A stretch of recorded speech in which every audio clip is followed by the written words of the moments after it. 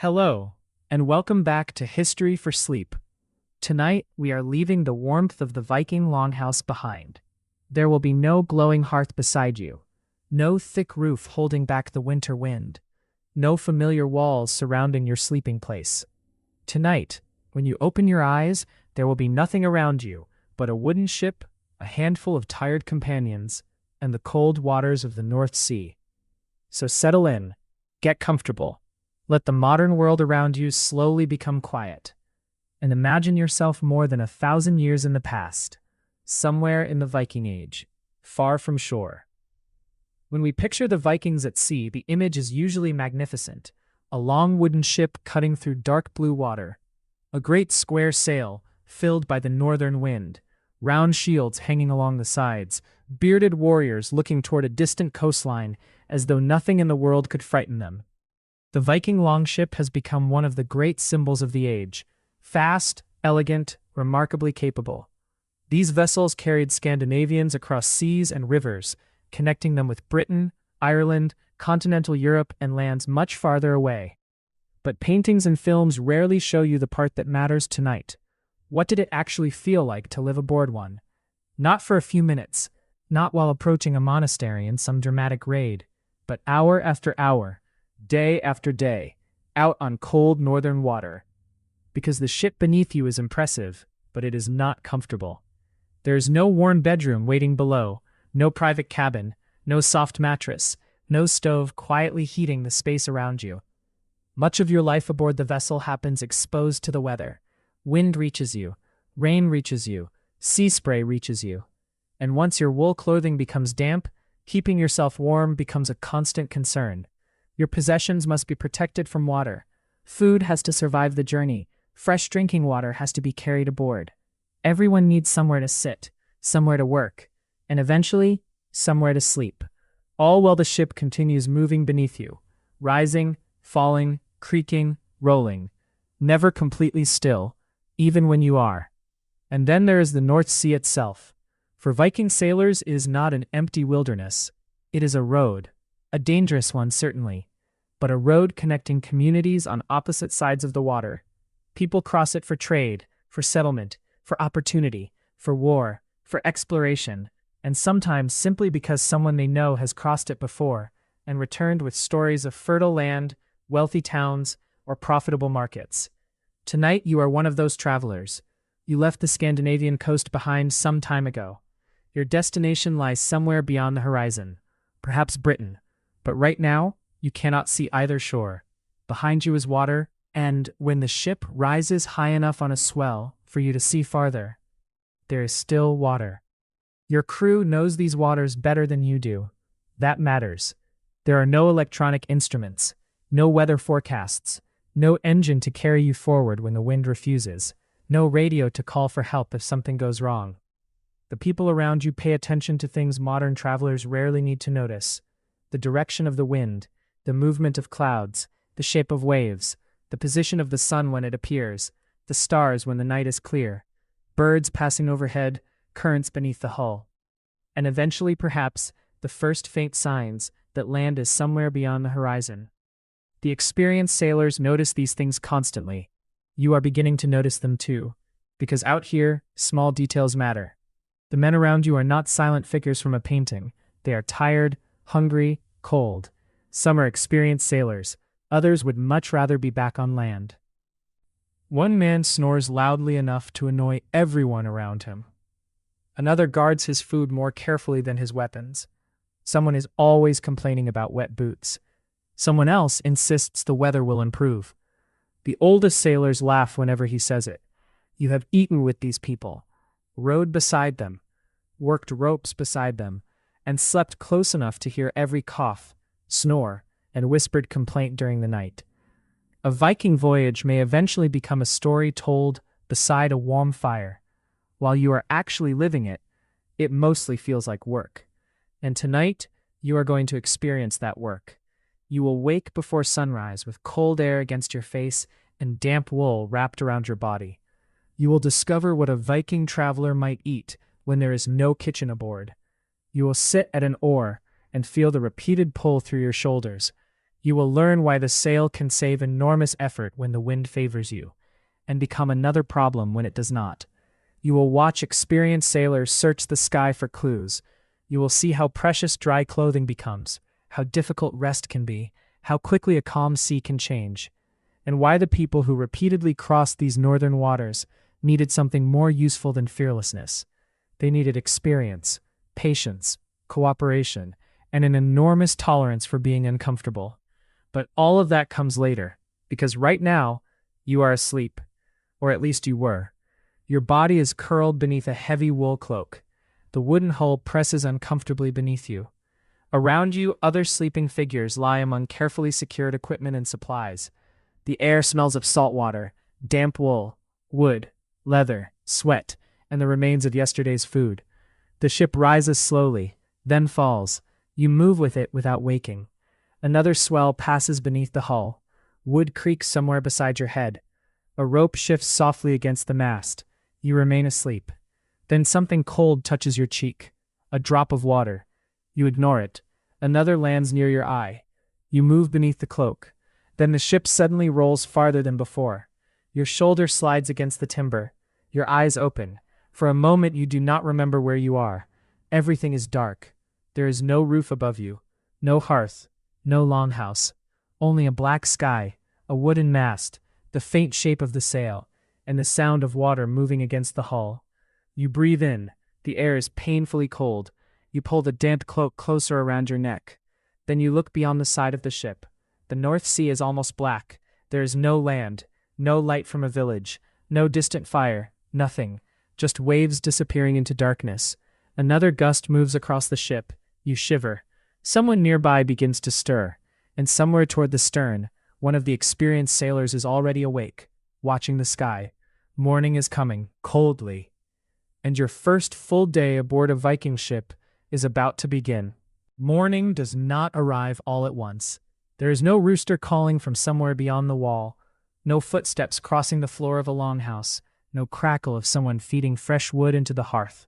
Out here, morning begins with color. Black slowly becomes blue, blue becomes gray, and little by little, the North Sea appears around you. You almost wish it hadn't. During the darkness, you could pretend the water ended somewhere nearby. Now you can see the truth. It does not. From one horizon to the other, there is nothing but restless gray water. No trees, no mountains, no smoke rising from a distant settlement, no thin line of coastline. Just sea. You sit beneath your damp cloak and stare at it. The ship rises. For a moment, your view expands. Then the hull slips into the hollow between two swells, and the horizon disappears behind a wall of dark water. Up, down, up, down. Your stomach has become familiar with the movement. Your back has not. You straighten slowly. Every part of your body seems to have an opinion about where you slept. Your shoulder aches. Your neck is stiff. One leg has gone partially numb. You stretch it carefully. Beside you, another member of the crew is doing exactly the same. Neither of you says anything. There is nothing to say. This is simply how morning begins at sea. The first thing you notice is your clothing. Cold wool lies against your skin. Not completely soaked. That would be worse. But damp enough that pulling it away from your body produces an immediate shiver. Your tunic absorbed moisture yesterday. Your cloak absorbed more during the night. The air has not been warm enough to dry either properly. You rub your hands together, then breathe into them. Your fingers feel stiff. Around you, men begin waking. Some rise immediately. Others remain beneath their cloaks for as long as possible, hoping perhaps that if they refuse to acknowledge morning, morning might leave them alone. It does not. A broad-shouldered man several places away sits up and immediately begins examining one of his boots. He presses the leather, frowns, then turns it upside down. A little water drips onto the wood. Someone laughs. The man does not. Wet again, another voice answers. Still wet. There's a difference. Not for your foot. A few tired men chuckle. You smile. It is a small thing. But aboard a ship like this, small things matter. A joke, a dry piece of clothing, a mouthful of food, a few minutes when the wind is behind you rather than against you. Comfort arrives in pieces. You pull on your boots. The leather is cold. The inside is not entirely dry. Your foot immediately protests. You push it in anyway. There are no spare warm boots waiting beneath a bed. What you have is what you wear. You tie them securely, then check your belt. Small personal items. Everything where it should be. You learned quickly that loose belongings aboard a moving ship have a tendency to become someone else's problem. A cup left carelessly beside you can slide across the hull. A tool can disappear beneath cargo. A bundle can become soaked. Something valuable can simply go over the side. And once the North Sea takes something, it is usually keeping it. So possessions are secured, food is protected, containers are wedged into place, ropes are checked. Nothing is allowed to move simply because it wants to, including you. The ship rolls again. Your hand reaches instinctively for the wooden side. That reaction has become automatic. You remember your first hours aboard. Every unexpected movement made you grab for something. Every wave seemed larger than the last. Every tilt of the hull convinced you that the ship must surely be about to overturn. The experienced sailors barely reacted. That was almost insulting. You would cling to the timber while one of them calmly adjusted a rope. Now you understand a little better. The ship is supposed to move. A vessel that refused to respond to the sea would not last long. The overlapping planks of the hull, fastened together in the clinker-built style used by Scandinavian shipwrights, create something both strong and surprisingly flexible. You can sometimes feel that flexibility beneath you. The ship does not simply smash through every wave. It rises, twists, settles, moves with the water.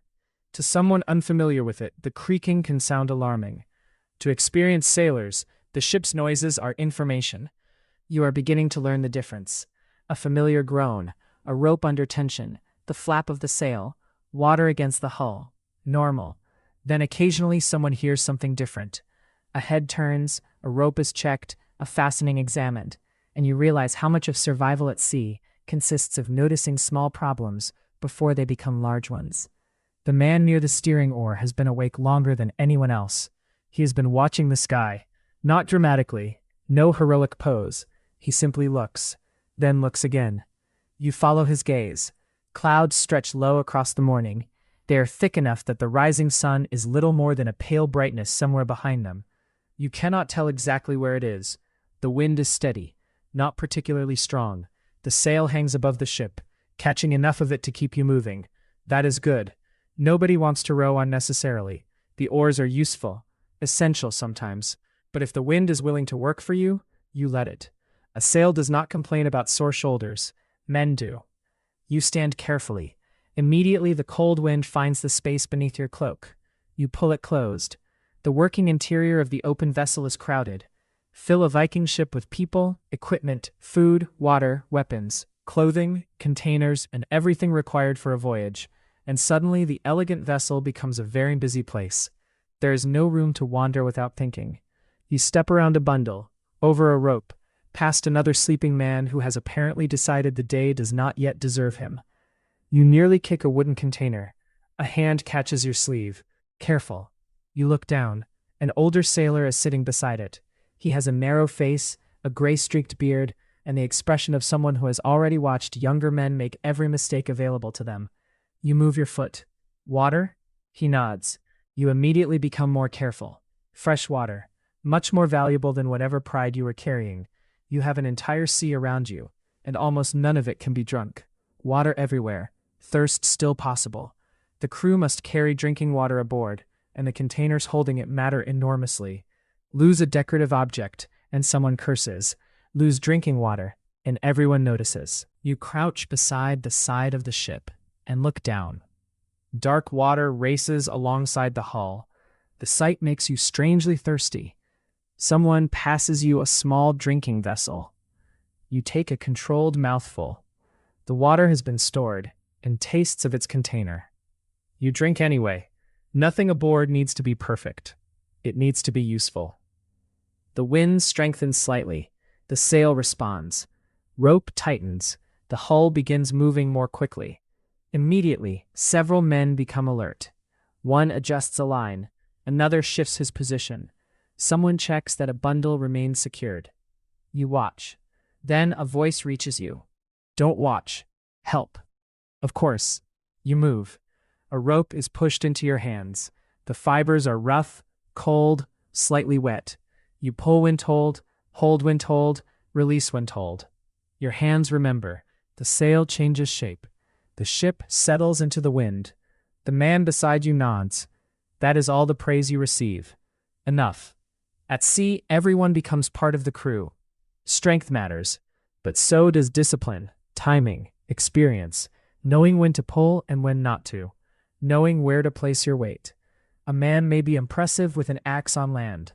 Out here, if he cannot follow instructions, he is simply dangerous. The sea has little respect for reputation. More of the crew is awake now. The ship becomes louder. Voices, coughing, movement, wood, rope, water. A younger member of the crew leans over the side and vomits quietly into the North Sea. Nobody laughs. Not this time. You remember your own first hours aboard. The nausea, the rising horizon, the falling ship. Your body desperately wanting solid ground when there was none. Now you have adapted to the rhythm. Mostly. The light continues growing. You can finally see faces clearly. Tired faces, red cheeks, beards damp with spray, hair tangled by wind. These are people who slept outdoors on a moving ship. They look exactly like people who slept outdoors on a moving ship. Then a smell begins drifting across the vessel. Food. Your stomach notices immediately. You have not eaten enough to satisfy the work your body has been doing. Cold makes hunger sharper. Rowing makes it worse. Someone asks the question everyone is thinking. Are we eating? The answer comes from farther along the ship. When we're ready. A collective groan. Food at sea has its own rhythm. There is no warm hearth burning safely in the middle of this wooden vessel. Provisions must survive the journey. Dried food, smoked food, salted food, fish, meat when available, cheese and other foods capable of lasting. Nobody expects a feast. They expect fuel. Before breakfast, however, there is work. Of course there is. You look toward the horizon again. Still nothing. You had hoped daylight would reveal land. It has revealed only more sea. Without landmarks, movement becomes strange. On land, you pass trees, rocks, houses, and fields. You can travel for hours, while the view seems identical. Water, sky, water, sky. You glance toward the experienced sailors. They do not appear concerned. That helps. A little. One of them examines water collected inside the vessel. You help remove it. Nobody will compose a saga about you scooping water from the bottom of a ship. But ships survive because people perform unglamorous tasks repeatedly. Check, tighten, move, dry, bail, repair, repeat. The glamorous part of Viking travel may happen when the ship reaches shore. The reason it reaches shore is this. Eventually breakfast is permitted. Food is distributed. You receive a portion that would look disappointing on land. Out here, it looks wonderful. You take the first bite. The food is simple, dense, practical. Your body is grateful. For a few minutes, the ship becomes quieter. Men stare outward while chewing. The sun remains hidden. The morning is gray. The North Sea is gray. Even the ship seems gray beneath the cold light. You think suddenly of home. A hearth, firelight, wood smoke. A bowl held between warm hands. Then a gust of wind strikes you. The image disappears. Someone beside you notices. Thinking about land? You nod. Don't. Why? Makes the sea colder. You laugh. He is probably right. When breakfast ends, supplies are secured again. Everyone returns to work. The day has properly begun. The wind shifts slightly. You feel it before you understand what has changed. The sail loses some of its fullness. A sailor looks upward. Another turns toward the steering position. A command is given. Men begin moving. You set down what you are holding and stand. Breakfast is over. The quiet part of the morning is finished. The sail needs adjusting. And if the wind continues changing, the oars may be coming out. You look along the length of the ship. Then at the gray North Sea surrounding you. Your shoulders are still sore from yesterday. You already know what rowing feels like. Apparently the sea would like to remind you. The change in the wind is small at first. So small that if you were standing on land, you might not notice it at all. A breeze turning slightly. A cloud moving differently. Nothing important. But aboard the ship, men begin looking upward. The great square sail no longer holds the same firm curve it had a few moments ago. It softens, fills again, then softens once more. The ship continues forward, but you can feel the difference beneath your feet. Yesterday you would not have noticed. Today, you do. That feels like progress. Torsten stands near the steering oar, watching the sail. Eric looks toward the horizon. Neither man appears worried. That is good. Then Torsten gives the order you were hoping not to hear. Oars. A collective sound passes through the crew. Not quite a complaint. Not quite acceptance. Something between the two. Leif looks at you. I knew breakfast was too pleasant. You smile. Your shoulders do not. They remember yesterday. The sail is not immediately lowered completely. There is still some useful wind, but it is no longer enough to carry the ship at the speed Torsten wants. And so the crew prepares to add its own strength. Men move toward familiar positions. Long wooden oars are brought into place. You take yours. It is heavier than it looks. You discovered that yesterday. A single oar seems simple when lying still. A shaped piece of wood. Nothing more. But after an hour of pulling it through water, it begins to feel as though someone has quietly replaced it with a tree. You settle into position. Around you, others do the same. There is little conversation now. Rowing works best when everyone understands the rhythm. Too early and your oar interferes with the man beside you. Too late and you waste strength. The ship needs many bodies to behave, for a while, like one. A voice gives the rhythm. You lean forward. The blade enters the North Sea. Pull. The resistance arrives immediately. Your shoulders tighten. Your back joins them. The ship moves. You recover. Forward again. Blade down. Pull. Again and again. At first the work almost feels good. You are cold. Now you are moving. Blood reaches your fingers. Your chest warms beneath the wool. The dampness of your clothing becomes less noticeable. You begin to understand why nobody aboard spends much time complaining about being cold while rowing. There is no energy left for it. The rhythm continues. Lean, pull, recover. Lean, pull, recover. The ship responds beneath you. Not dramatically. There is no sudden burst forward. Instead, every stroke contributes something small. Multiply that by the men around you. Then repeat it hundreds of times. That is how a heavy wooden vessel moves when the wind refuses to do enough of the work. You glance toward Leif. He is rowing several positions away. Earlier, he complained about his wet boots. Now his jaw is tight and his attention is fixed on the movement. He has nothing to say. You consider mentioning this later, if your arms still work. The Vikings did not cross northern waters through courage alone. They crossed them through labor. That part is easy to forget. A longship can use its sail when conditions allow, and when the wind is favorable, that sail is enormously valuable. The wind does not tire. The wind does not need breakfast. The wind does not develop blisters. But the wind also has no obligation to travel in the direction you prefer. When it becomes weak, awkward, or unreliable, human muscle becomes important again. So you row. Your hands close around the wood. The skin of your palms is already harder than it once was. Even so, there are places that sting. Rope has rubbed them. The oar has rubbed them. Cold has dried the skin. You adjust your grip slightly. Eric notices. Don't squeeze it to death. You look toward him. He is rowing with a movement that seems almost lazy, yet his oar enters the water at exactly the right moment every time. I'm not, you are. You loosen your grip. The difference is immediate, not enormous, but enough. Eric nods. Let the oar do some of the work. You are not entirely sure how a piece of wood is supposed to do your work for you, but you stop arguing with people who have crossed this sea more times than you have. Time becomes difficult to measure. There are no bells marking the hour, no clock, only repetition. The horizon remains almost unchanged. The clouds move, the sea changes shape slightly, but you keep pulling. After a while, your body finds the rhythm without needing your full attention. That leaves your mind free to wander. You look at the ship around you. Everywhere you see evidence of craftsmanship.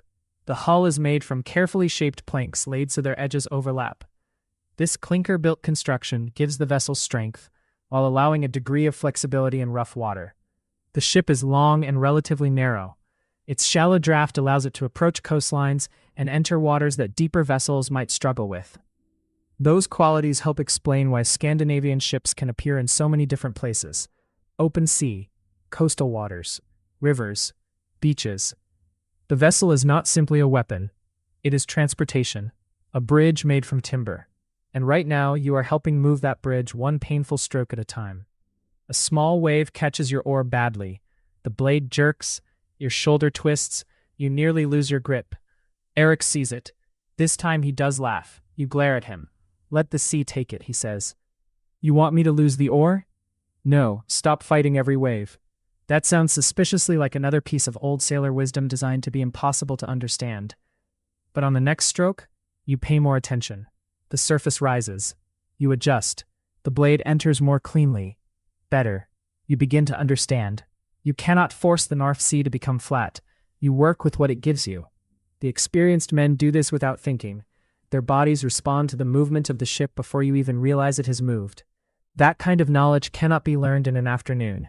It lives in muscles, in balance, in instinct. Perhaps one day, if you make enough crossings, it will live in you too. Eventually the rhythm slows, then stops. You lift the oar clear. For several seconds, nobody moves. The silence feels strange. Your arms continue expecting another stroke. You flex your fingers. They resist. Your shoulders burn pleasantly now, though you know the pleasant part will disappear later. Leaf leans forward, breathing heavily. You look at him. Dry boots now? He raises his head. There is a pause. Then he smiles. Warmer. You laugh. So does the man beside him. Nobody drinks deeply. Just enough. You take your share. The water tastes better than it did this morning. Work has a way of improving things. Water, food, sitting still, all become luxuries after enough effort. The wind has strengthened again. Not greatly, but enough. Above you, the sail begins to fill more firmly. Men look toward Torsten. He watches it, waits, then decides. For now, the oars can rest. You are very fond of Torsten at this moment. The oars are secured. Your arms are free. You roll your shoulders. The ship continues forward under sail. And suddenly the North Sea feels almost peaceful. Not warm, never warm, but peaceful. The waves are moderate. The sail pulls steadily. The hull cuts through the water with a soft rushing sound. You sit back against your bundle. For the first time since waking, there is nothing you immediately need to do. Far above, a bird crosses the sky. You notice because Eric notices. His eyes follow it. You look too. A seabird. Nothing remarkable. Except out here, almost everything can mean something. You ask whether it tells him where land is. Maybe. That is not satisfying. Maybe? He shrugs. Birds go places. You wait for more. None comes. So where? Depends on the bird. You look back toward the tiny shape. It disappears into the gray. Navigation, you are learning, is not a collection of magical Viking secrets. It is observation, experience, memory, one clue added to another. The sun when visible, stars at night, wind, currents, birds, the character of the sea, known routes, and the judgment of sailors who have seen these waters before. No single sign needs to tell you everything. Together, they can tell you enough. You glance toward Torsten. He is watching the same direction the bird disappeared. Perhaps it means something, perhaps not. He does not explain. Not yet. Your stomach feels settled now. Your hands are warmer. Even your damp clothing seems less miserable. You begin to understand the strange rhythm of life aboard the ship. Discomfort comes in waves, just as surely as the sea does. Cold, then work. Hunger, then food. Exhaustion, then rest. Nothing stays comfortable for very long, but nothing stays unbearable forever either. You adapt. That may be the most important skill aboard. Not strength, not fearlessness. Adaptation. The ability to accept that your boots are wet, your back hurts, your breakfast is small, your sleeping place is terrible, and the nearest warm hearth may be somewhere beyond a horizon you cannot even see. Then you continue anyway. The clouds begin to thin, only slightly. A brighter patch appears overhead. Someone points. For the first time this morning, a pale beam of sunlight reaches the sea. It turns a small patch of gray water silver. Men look toward it almost automatically, not because it is beautiful, though it is, because the sun is useful. Direction becomes easier to judge when the sky gives you something to work with. Torsten watches carefully. Eric does too. A few quiet words pass between them. You cannot hear all of it, but you catch enough. Direction, wind, distance. The conversation ends quickly. Nobody looks concerned. You decide that is good enough. The ship climbs another long swell. At the top, you turn toward the horizon. For one heartbeat, you think you see something. A dark line. You stand slightly. Then the ship drops. It disappears. Your heart beats faster. When the vessel rises again, you search. Nothing. Just cloud, sea. Perhaps you imagined it. Perhaps you wanted land badly enough to create it. Leaf notices you staring. What? I thought I saw something. He stands. Now both of you search. Eric does not even turn. Cloud. You didn't look. Didn't need to. Leaf sits again. You remain standing another moment. Nothing appears. Finally you sit. Eric smiles without looking at you.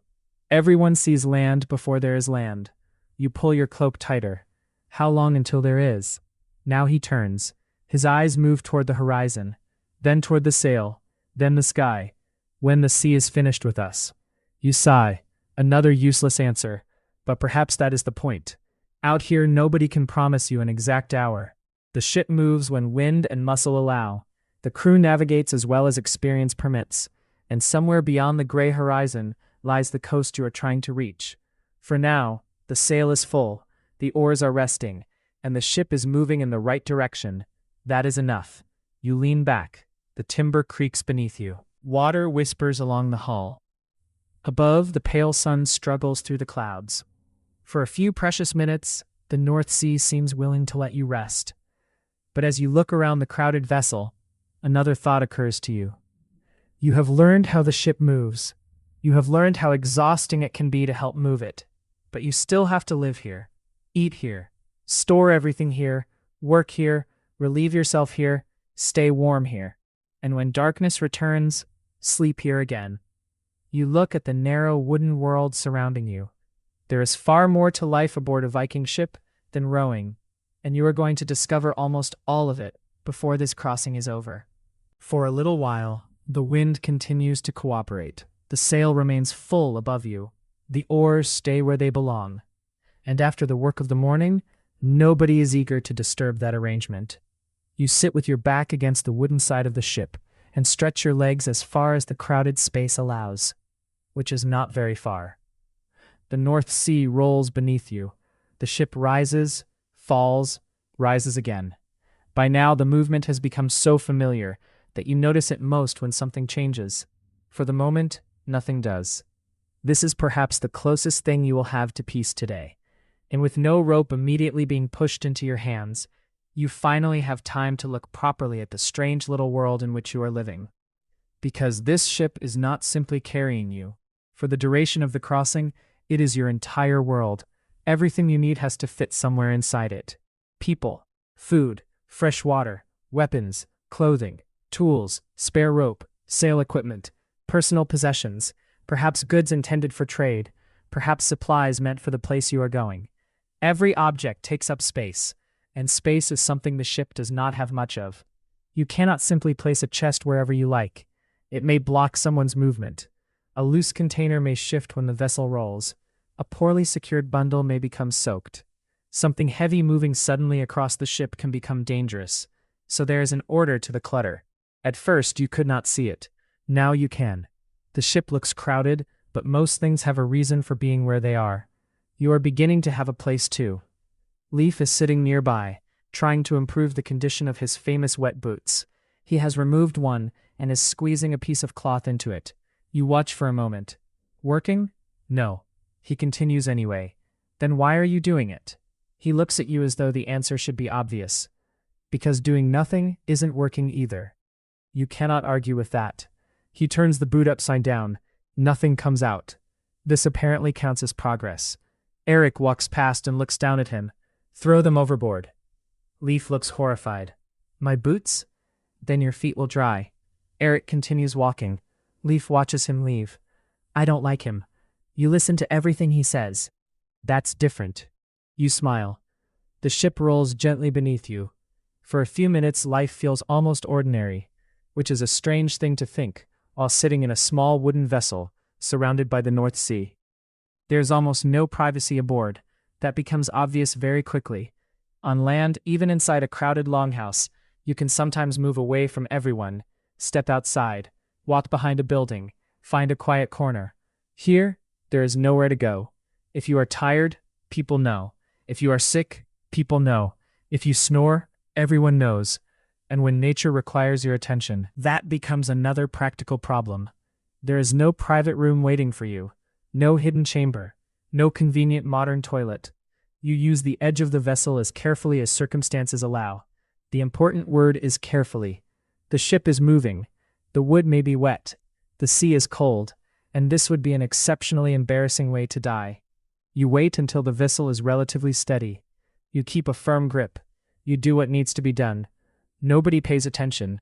That is perhaps the closest thing to privacy available here. Not being unseen, simply being ignored. When you return to your place, Leaf looks at you. Still with us? Unfortunately. Good. I didn't want your boots. You look down at his. You need mine more than I do. Farther along the ship, one of the men is checking the length of rope. His fingers move slowly along the fibers. He finds a damaged section, stops, examines it, then begins working on it. Again, nothing aboard is simply used until it breaks, not if the crew is wise. Rope matters too much. The sail depends upon it, equipment depends upon it, cargo depends upon it. A small weakness today can become a serious problem when the wind rises. So repairs happen whenever there is time. The same is true of almost everything else. Wooden fittings are checked, oars inspected, bindings tightened, water removed, clothing patched, tools maintained. The ship is constantly being cared for while it carries you. You begin to understand that a Viking vessel is never truly finished. The shipwright may build it, but the crew keeps it alive. You move closer to the mast. The sail towers above you. From a distance, a Viking sail looks simple, a great square of cloth catching the wind. Standing beneath it, you appreciate its size and its importance. Wool can be used for sails, carefully prepared and treated to perform in difficult conditions. Producing something this large represents an enormous amount of work. The wool must come from sheep. It must be cleaned, prepared, spun, woven, then the finished sail must be strengthened and maintained. You look upward. The wind presses against the cloth. The entire vessel moves because of it. A piece of woven wool is helping carry dozens of human beings across the sea. You suddenly think of the hands that made it. People who may never see the waters you are crossing. Work done months ago, perhaps longer, now keeping you moving toward a coast you cannot see. History often remembers the person standing at the front of the ship. It rarely remembers the person who spent countless hours making the sail. Out here, you understand that both matter. A gust arrives, the sail tightens, the ship leans slightly.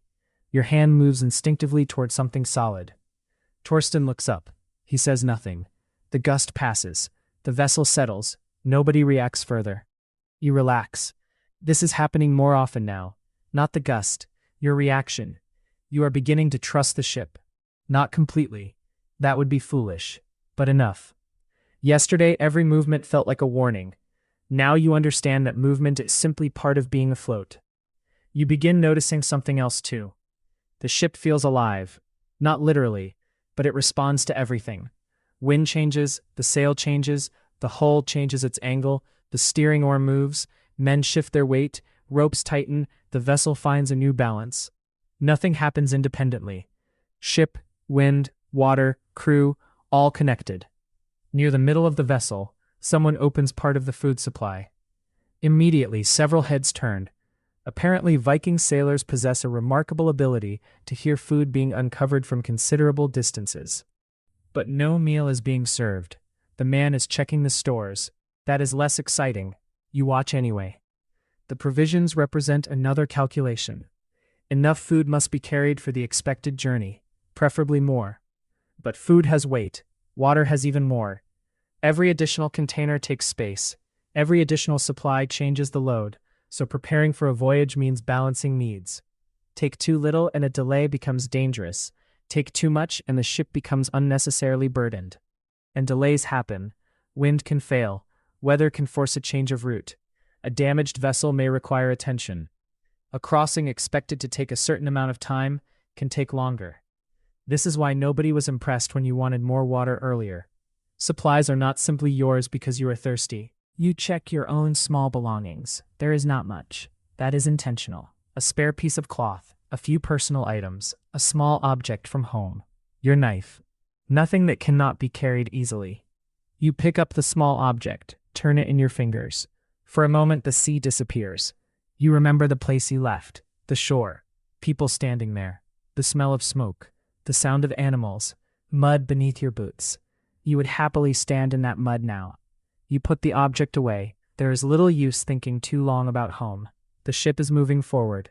Your thoughts should probably do the same. The day grows brighter. The clouds have opened enough that patches of pale blue appear between them. Sunlight touches the sail, then the water. For the first time today, the world has color. The wood of the ship becomes warmer brown, the ropes, golden, the sea, deep blue-gray, rather than flat gray. Even the faces around you look more alive. Several men turn toward the sunlight instinctively. You do too. It does not provide much warmth, but after a morning beneath cloud, even the idea of warmth feels pleasant. You close your eyes for a moment. Sun on your face, wind against your cheek, water rushing beside the hull, the smell of salt, wood, wool. For perhaps half a minute, you understand why someone might love this. Not merely tolerate it, love it. There is something enormous about being out here. The horizon unbroken, the sky wider than it ever seems on land. Nothing between you and distant places except water. Then cold spray hits your face. Your eyes open. The moment is over. The North Sea has restored your perspective. Eirik is watching the water again. Not the horizon this time, the water itself. You move beside him. What now? He points. You see nothing unusual. Waves. There have been waves all morning. He gives you a patient look. Apparently you have said something stupid. Look at them. So you do. You try to stop seeing simply water.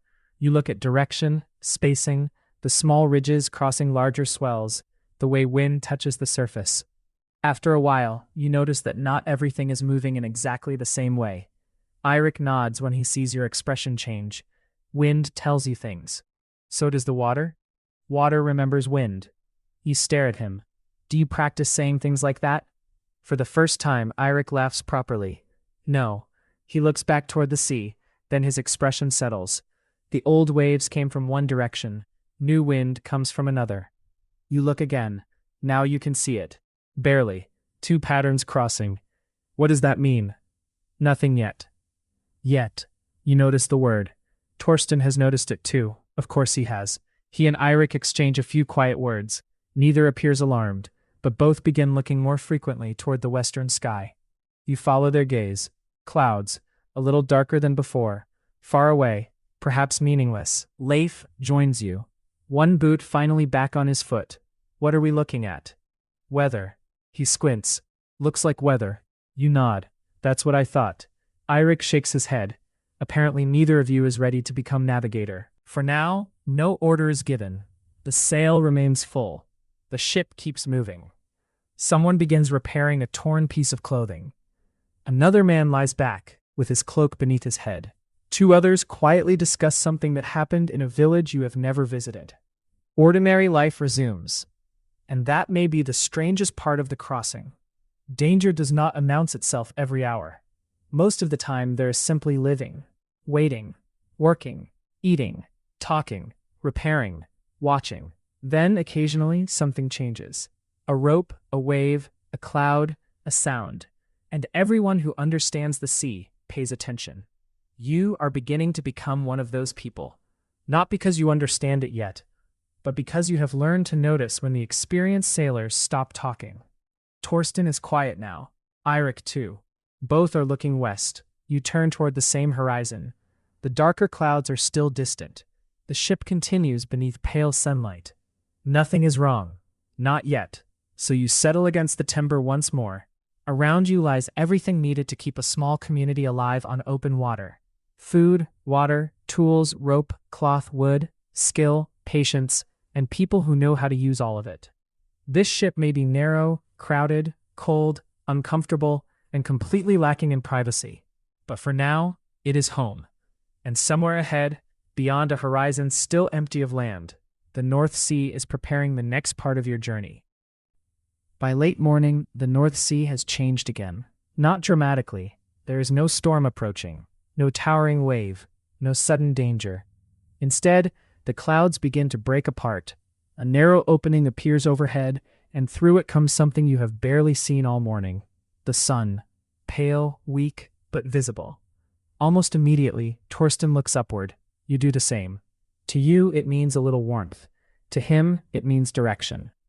There are no maps spread across a dry table, no compass needle giving you an easy answer, no instrument telling you exactly where the ship is. Instead, the sailors around you build their understanding from the world itself, the position of the sun, the direction of the wind, the movement of the water, familiar coastlines when they can be seen, birds, clouds, and above all, memory. Torsten has crossed northern waters before, so has Eirik. They remember routes in a way that you remember roads near home, except their roads move and disappear and occasionally try to drown you. You move closer to Eirik. He is studying the horizon again. Do you know where we are? He glances at you. Yes, you wait. Nothing. Where? He points toward the water. Here. You stare at him. Leif, sitting nearby, begins laughing. You shake your head. Very helpful.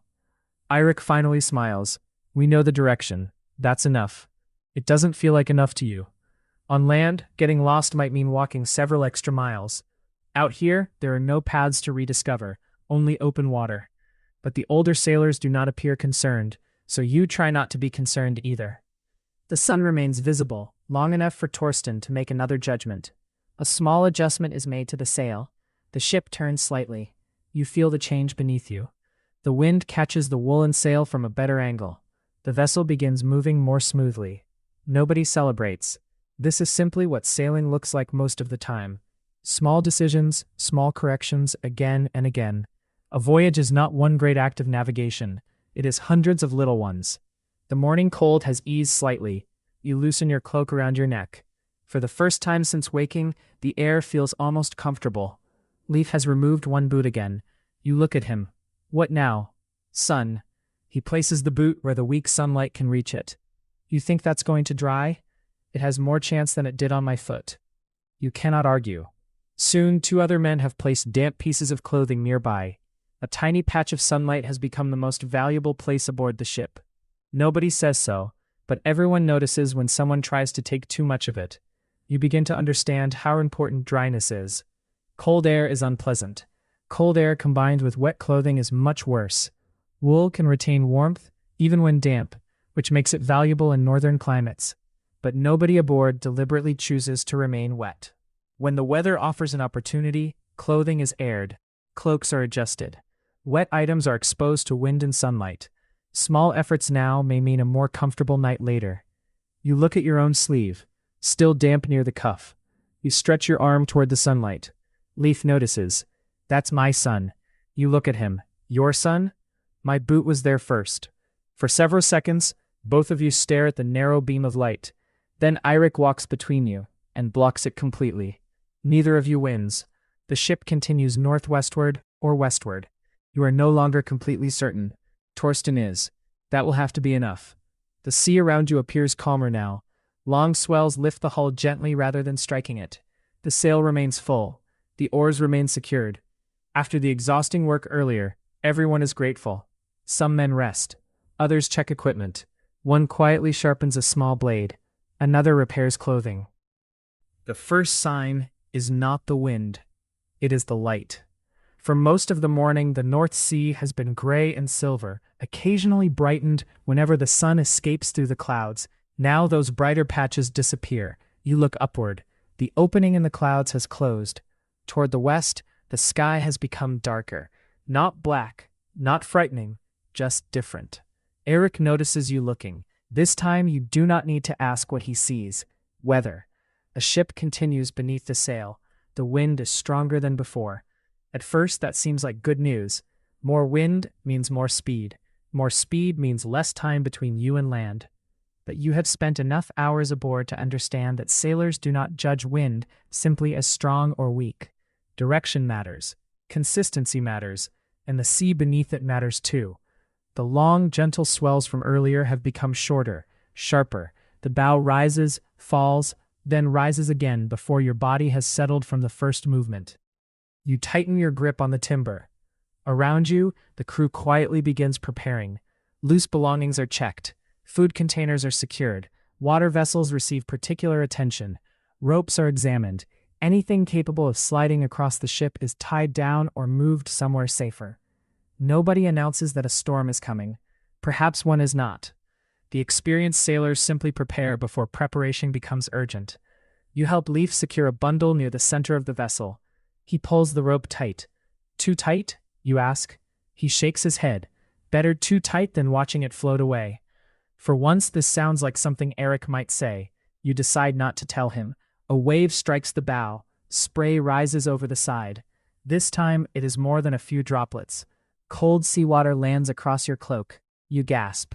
Leif turns away just in time. Mostly. Half his beard is dripping. You look at him. He looks at you. Neither laughs. The wind is too cold for that now. You wipe water from your face.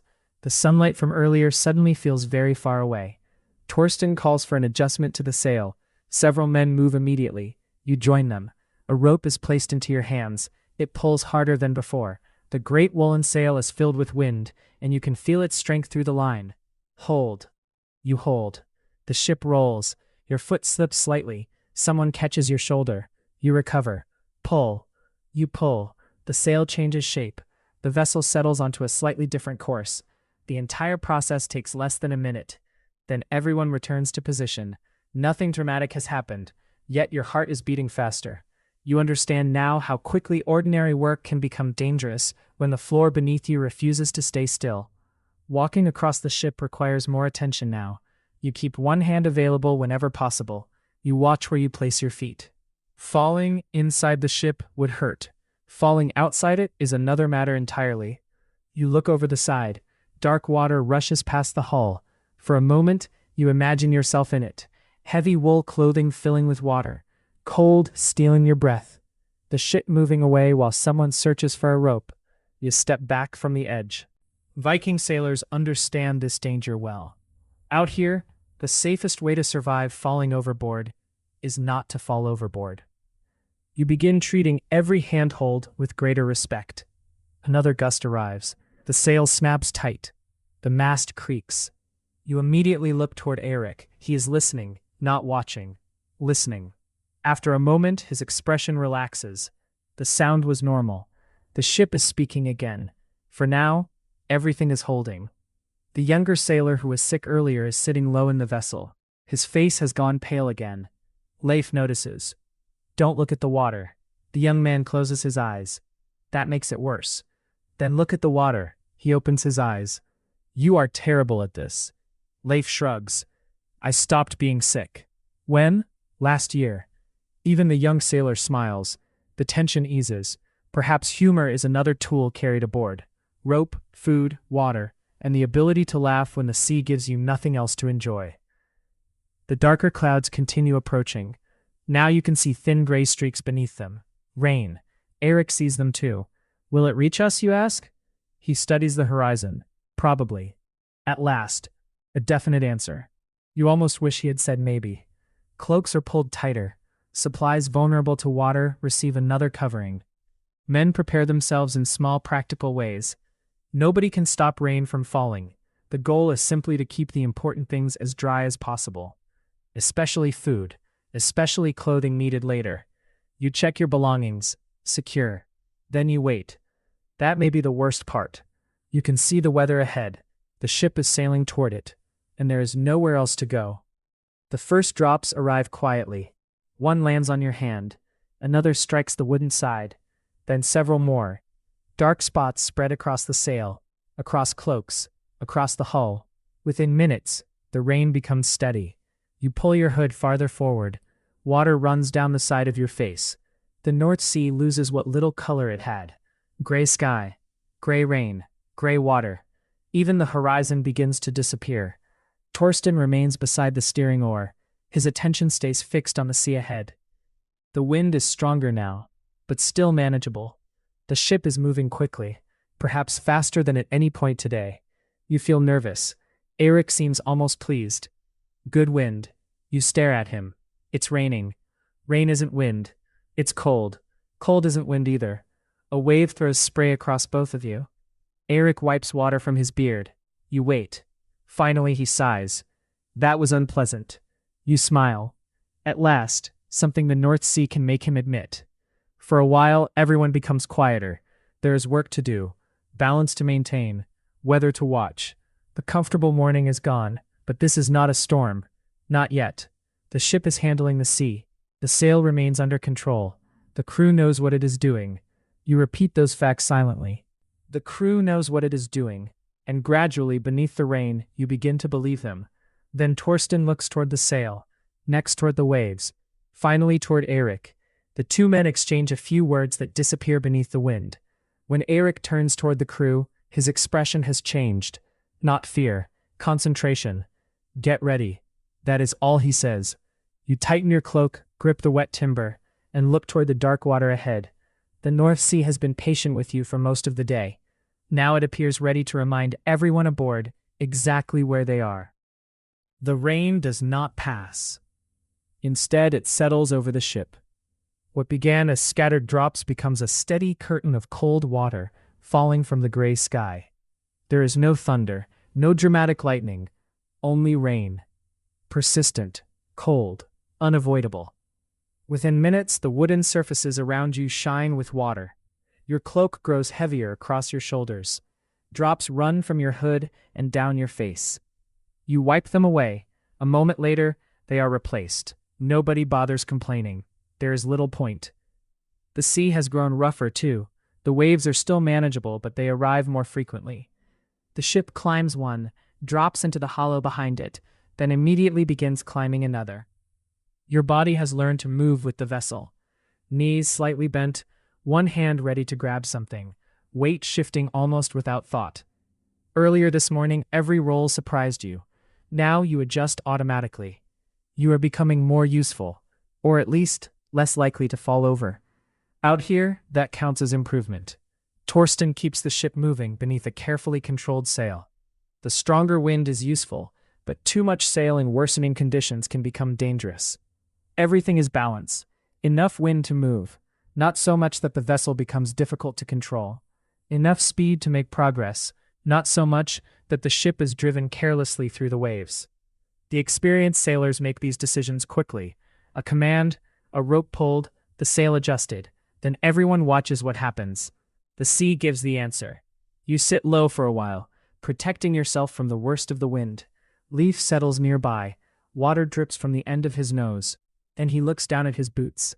You already know what he is thinking. Don't say it. He looks at you. I wasn't going to. Your boots are wet. They were nearly dry. They were never nearly dry.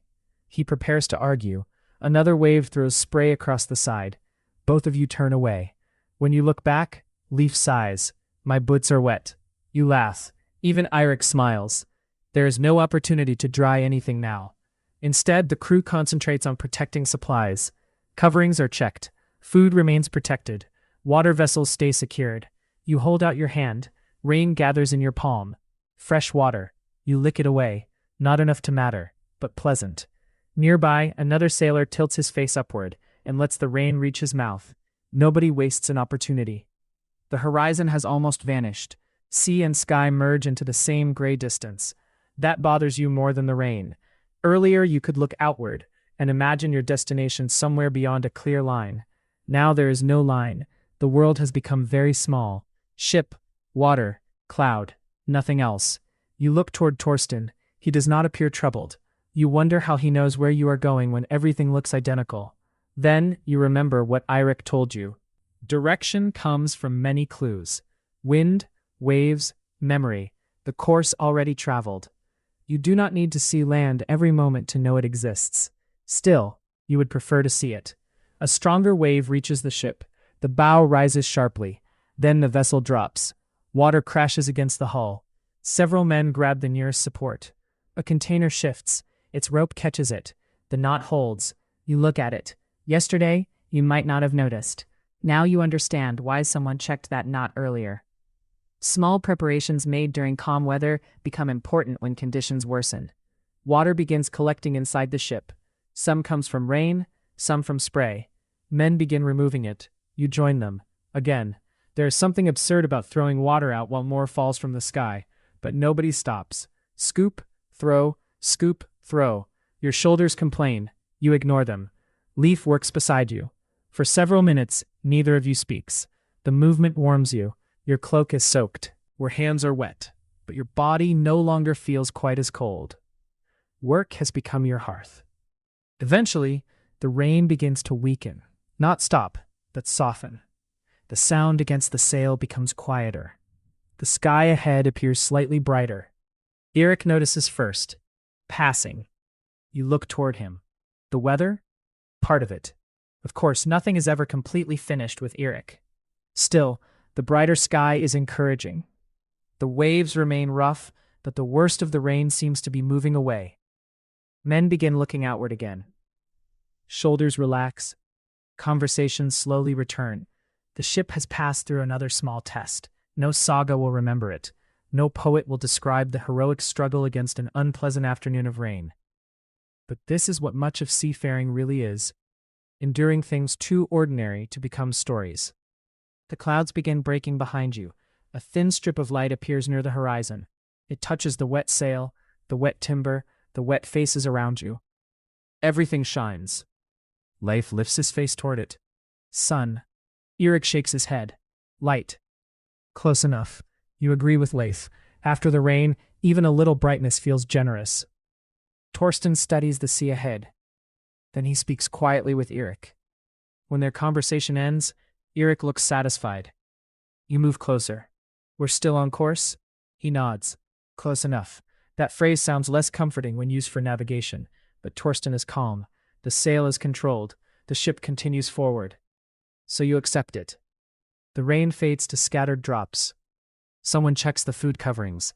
Another sailor examines the ropes. The familiar rhythm returns. Check, repair, secure. You look down at yourself. Everything is wet. Your cloak, your sleeves, your trousers, your boots. There is no warm room waiting for you, no fire where everyone can gather and dry themselves. You simply have to continue.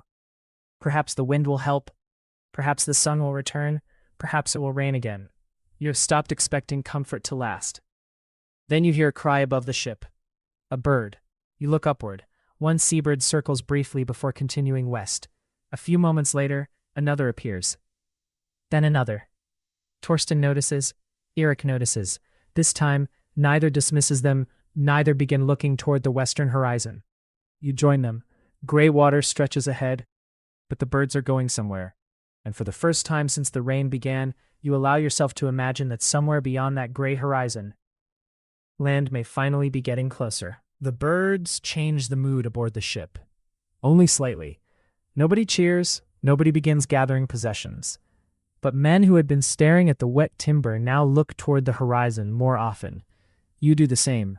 The rain has almost stopped. A few drops still fall from the sail and ropes, but the heavy gray curtain has moved away. Visibility slowly returns.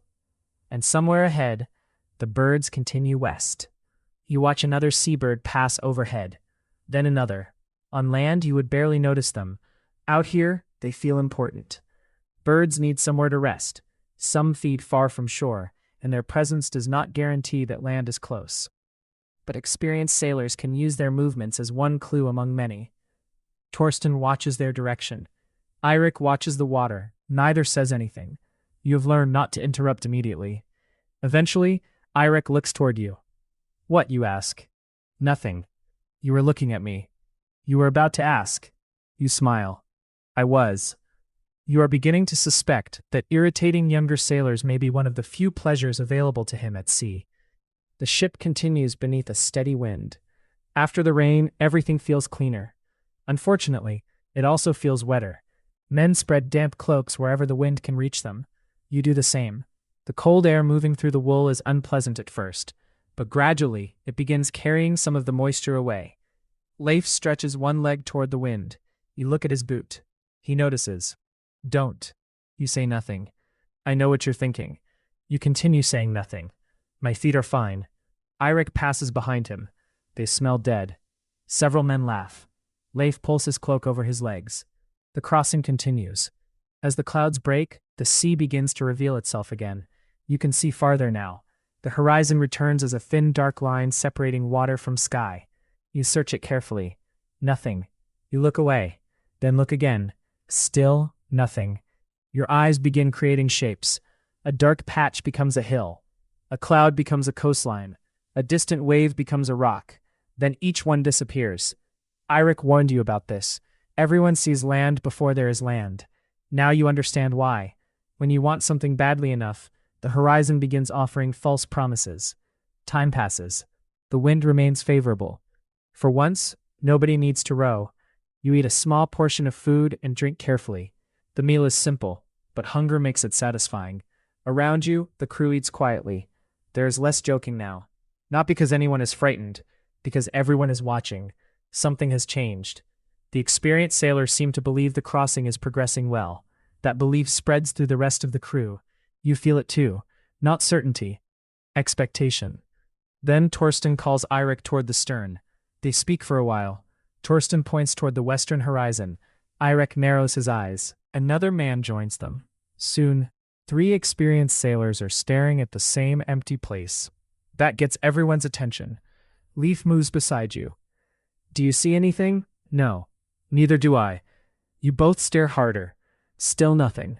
Then Eirik points. Not upward. Straight ahead. You follow his hand. At first there is only gray. Then, something. A line. So faint that you are not certain it exists. You blink. It remains. Dark. Low. Almost hidden by the distance. Your heart beats faster. Cloud? Leif asks. Neither of you wants to say the other possibility. Eirik answers from behind you. Maybe. You turn. Maybe? He smiles. Of course. The ship rises on a swell. For a few seconds, the distant line becomes clearer. Then you drop into the hollow and lose it. When the ship rises again, there it is. This time several men see it. Quiet voices spread through the vessel. Land, perhaps. Nobody celebrates yet. Distances over water can be deceptive. A coastline that appears close may still require hours to reach, and the weather can change long before you arrive. But after staring at nothing but sea for so long, even the possibility changes everything. You think of solid ground. The idea seems almost luxurious. Ground that does not rise beneath your feet. A place where you can walk without holding anything. A fire, dry clothing, fresh water from somewhere that doesn't have to be carried inside a wooden container. You imagine standing beside a hearth. Then stop yourself. Eric's earlier warning returns. Thinking about land makes the sea colder. He was right. Your wet cloak suddenly feels heavier. The distant line slowly grows. Not quickly. The ship still has a great deal of water to cross, but it no longer disappears completely. Torsten keeps the vessel on its course. The sail remains full. For now, the wind seems willing to help. The crew settles again. There is nothing else to do. Seeing land does not mean you have reached it. You sit against the hull and watch the coastline. Minute by minute, it becomes more real. A shape appears where there was once only a line. Perhaps higher ground. Perhaps cliffs. You cannot tell yet, but it is enough.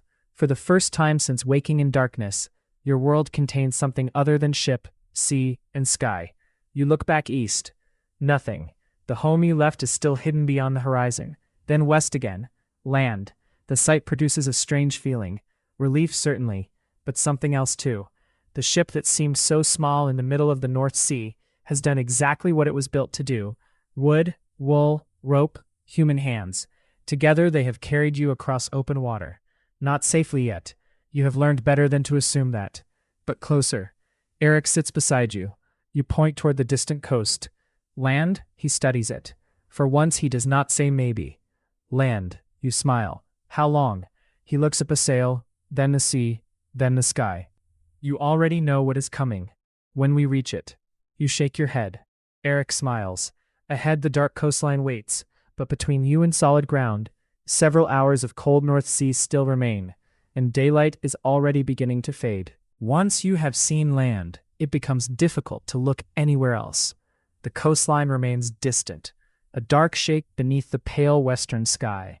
Sometimes the ship rises on a swell and you can see it clearly. Then the vessel drops again, and for a moment, the sea hides it. But now you know it is there. That changes everything. The North Sea no longer feels endless. There is an edge to it, a destination. The problem is that the destination does not seem to be getting closer nearly as quickly as you would like. You watch the coast for what feels like a long time. Eventually, Leaf sits beside you. It hasn't moved. You glance at him. We're the ones moving. Then we're not moving enough. The sail above you disagrees. Wind fills the heavy cloth steadily, carrying the ship forward. Water runs quickly along the hull. You are making good progress. Distance simply behaves strangely at sea. Something visible on the horizon may still be many miles away. Eric walks past. Leaf points toward the coast. How far? Eric looks. Far. How far is far? Farther than close. Leaf closes his eyes. I regret asking. You understand the feeling. The afternoon continues. Clouds still cover much of the sky, but the rain has moved behind you. Occasionally, weak sunlight reaches the ship. Whenever it does, everyone seems to turn toward it. Wet clothing is open to the air. Cloaks are spread where possible.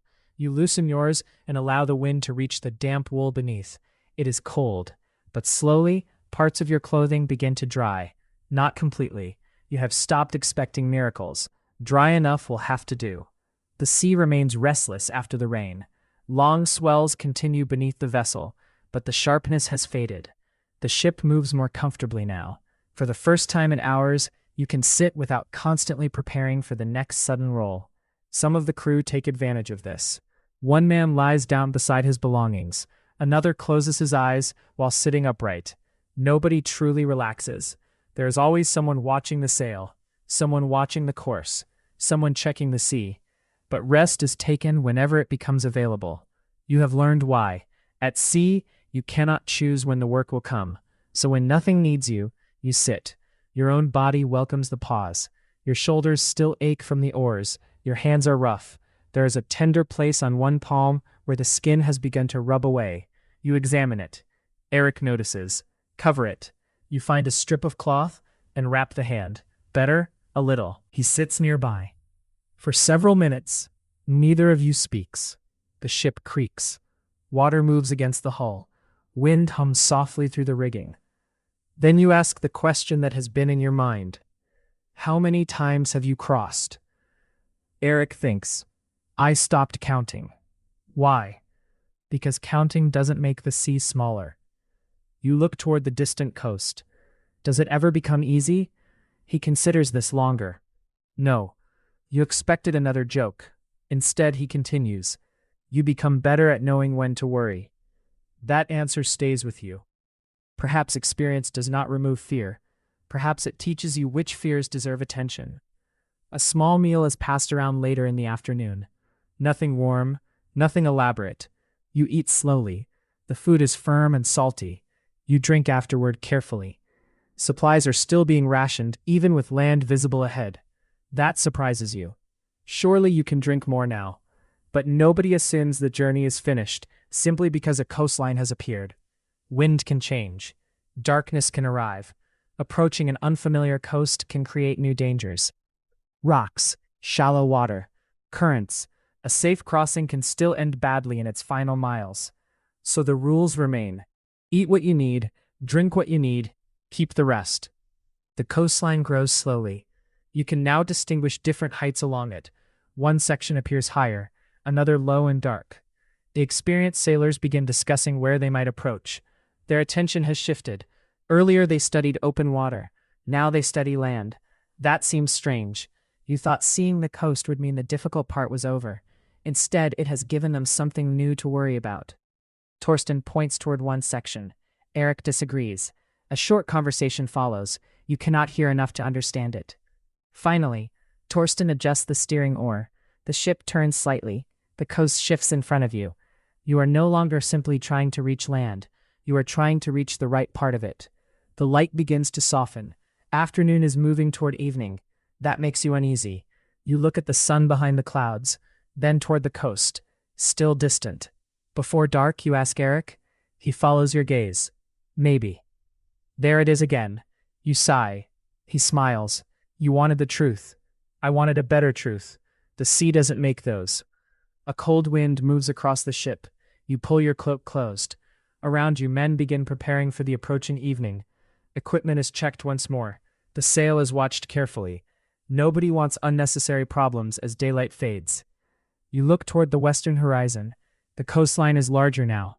Real, solid, and yet still beyond your reach. Behind it, the sky is beginning to turn a pale gold beneath the clouds. For a moment, the sight is beautiful. The dark sea, the distant land, the great sail above you, the tired men scattered through the narrow wooden vessel. You allow yourself to enjoy it. Only briefly, because you are beginning to understand something about this crossing. Seeing land is not the same as arriving. And before your feet touch solid ground again, the North Sea still has an evening to give you. Evening arrives slowly. The pale gold beneath the western clouds deepens, spreading across the horizon behind the distant coastline. For hours, you have watched that land grow. First a line, then a shape. Now you can begin to imagine its surface. Dark slopes, uneven ground, perhaps cliffs in places. But the details remain hidden by distance and fading light. You had expected to feel relieved when land appeared. Instead, you keep wondering whether you will actually reach it before darkness. Torsten watches the coast carefully. The ship has changed course slightly more than once during the afternoon. You understand why now. Reaching land is not enough. You need somewhere safe to approach. A Viking ship's shallow draft allows it to enter waters that many deeper vessels could not. That is one of its great advantages. But shallow water can still hide rocks. Currents can still push a vessel somewhere its crew does not want to go. And approaching an unfamiliar coastline after dark is not something anyone aboard is eager to do. So Torsten takes his time. The wind begins weakening. You notice when the sail loses some of its fullness. It tightens, softens, then fills again. Leif looks upward. No. You know exactly what he means. After spending the day waiting for land, nobody wants to begin rowing toward it. The wind weakens again. Eric watches the sail, then looks at the fading sky. You wait. No order comes. Not yet. The remaining breeze is still carrying you forward. Slowly. Painfully slowly. The temperature begins falling with the light. Whatever small warmth the afternoon offered disappears quickly. You fasten your cloak. Around you, other men do the same. Damp wool has become merely uncomfortable, rather than soaked, but you would give almost anything for a fire. You imagine one waiting somewhere on that distant coast. Orange flames. Smoke. Warm hands held toward a hearth. Perhaps hot food. You stop. Thinking about it makes your stomach ache. There will be no fire aboard tonight. Not while you remain on open water. A small portion of food is passed around. Evening supper, if it deserves such a generous name. You receive enough to quiet your hunger. Nothing more. Leif examines his portion. At home, this would be the beginning of a meal. Eric answers without looking at him. At home, you aren't being carried across a sea. Leif takes a bite. I miss home. Nobody mocks him. Several men probably feel the same. You certainly do. The ship grows quieter while everyone eats. You watch the coast between bites. It is darker now, but larger. Definitely larger. You think you can see a break in the land. Perhaps an inlet. Perhaps simply shadow. Torsten seems interested in it too. He speaks with two other sailors. They point, watch, discuss. Then the steering oar moves. The bow turns slightly. Whatever they have seen, the ship is now aiming toward it. The sun itself remains hidden, but the western sky burns softly beneath the clouds. Gold becomes orange. Orange becomes a tired red. The sea reflects those colors in broken pieces. For a moment, nobody speaks. Even after a long, wet, and uncomfortable day, the North Sea can still be beautiful. You find that slightly irritating. Something this cold should not be allowed to look so peaceful. Then the wind fades again. The sail loosens. This time, it does not recover. The ship continues forward on its momentum. Slower, slower. Finally, Eric sighs. Oars. The word moves through the crew. Men put away the remains of supper. Cloaks are adjusted. Oars are brought into position. Your shoulders immediately remember the morning. You flex your wrapped hand. The sore place beneath the cloth protests. But land is ahead. Real land. You can see it. That makes the oar feel slightly lighter. The blades enter the water. Pull, recover. Pull, recover. The rhythm returns. Your tired body complains for the first few strokes. Then warmth begins spreading through your shoulders and chest. Around you, the crew works together. The ship begins moving faster again. Every pull carries you closer. For the first time, rowing feels different. This morning you pulled against an endless horizon. Now there is somewhere to reach. Darkness gathers quickly. The coastline becomes a black shape beneath a deep blue sky. You can no longer see details, but you can see enough. Torsten keeps the bow pointed toward the chosen approach. Eric occasionally calls a correction to the rhythm. The men row. Nobody wastes breath on conversation. Pull, recover. Pull, recover. Your hands ache, your back aches. The coast grows. Eventually, Torsten gives the order to slow. The rhythm changes. You lift the oar and breathe deeply. The ship continues gliding forward. Why stop now? Then you understand. They are being careful. The sea near land is different from open water. Depth matters now. Hidden rocks matter. The movement of waves against the shore matters. Experienced eyes search the darkness ahead. You suddenly miss the simplicity of open sea. There, the danger was enormous but obvious. Water everywhere. Here, danger may be hidden beneath it. The ship moves cautiously. Someone near the bow watches the water. Torsten adjusts the steering oar. The crew waits. You can hear something new now. At first you cannot identify it. Then it comes again. A distant, low sound. Waves breaking against land. You smile before you can stop yourself. After so many hours hearing water against the hull, you are hearing water against the shore. Leif hears it too. Close, Eric answers. Closer. For once, nobody asks him how close. The darkness has become too complete for promises. The ship may reach a safe landing tonight, or the crew may decide to remain offshore until better light. That decision belongs to men who understand this coast better than you. You are too tired to argue either way. You pull your cloak tighter and stare into the darkness. Somewhere ahead lies solid ground, perhaps shelter, perhaps fire, perhaps nothing more than a cold beach. Right now, even a cold beach sounds wonderful. But Torsten does not move directly toward shore. Instead, the ship turns slightly, then steadies. The crew waits for another command. None comes. The day that began with you waking beneath a damp cloak has almost ended. But your journey has not. The North Sea has carried you to the edge of land. And now, beneath a darkening sky, you must wait to discover whether it will finally allow you ashore, or keep you for one more night. The decision comes quietly. You are not going ashore. Not tonight. Torsten has studied the dark coastline for several long minutes. The waves breaking somewhere ahead can be heard, but the shore itself is little more than a black shape. There may be rocks, shallow water, an unfamiliar current. Perhaps a safe landing lies somewhere nearby. Perhaps it does not. In daylight, the crew could judge the approach. In darkness, every shadow becomes a question. And nobody wants to survive the North Sea only to damage the ship within sight of land. So Torsten turns the vessel away from the coast. Not far, just enough. You understand immediately. One more night. Leif stares toward the shore. We're leaving? Eric shakes his head. Waiting. We can hear the beach. Then it'll still be there in the morning. Leif looks disappointed. So are you.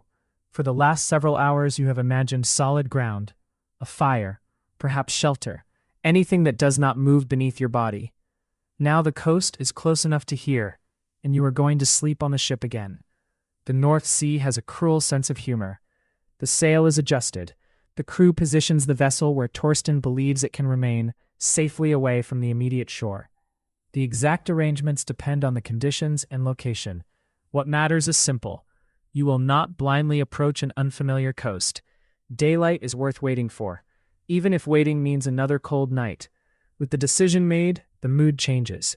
There is no longer any reason to stare desperately toward land. The work becomes practical again. Oars are secured, ropes checked, supplies inspected. Anything wet is arranged as well as possible. You help without being told. That surprises you. This morning, you waited for instructions. Now you see what needs doing. A loose line, a poorly placed bundle, water that needs removing. You deal with them. Eric notices. He says nothing, but he does not correct you either. From him, that feels almost like praise. Darkness settles completely. The coast remains visible only as a deeper blackness against the night. Above you, the clouds begin breaking. A few stars appear. You look upward. After an entire day beneath gray skies, the sight feels strange. The stars seem brighter at sea, perhaps because there are no village fires nearby, no glowing windows, nothing but darkness stretching from horizon to horizon. For a while you forget the cold, then the wind reminds you. It moves across the open vessel and finds every damp place in your clothing. You pull your cloak tightly around yourself. The warmth created by rowing has disappeared. Now your body wants rest and food, mostly food. A final small portion is shared among the crew. You eat slowly. There is no conversation about whether it is enough. Everyone knows the answer. It is enough because it has to be. Then, secure the vessel again. You have become careful with every drop. Sleeping arrangements begin. Calling them arrangements may be generous. There are no beds, no cabins, no private spaces. You choose whatever position the crowded ship allows. A folded cloak can soften the timber. A shield or bundle may provide support. Men settle close together, partly because there is nowhere else to go, and partly because bodies provide warmth. You find your place. Leaf lies nearby. He removes one boot, then stops. You look at him. What? He asks. Nothing. He removes the second. Even in the darkness, you can sense Irik's disapproval. Keep them close. Leaf places them beside his body.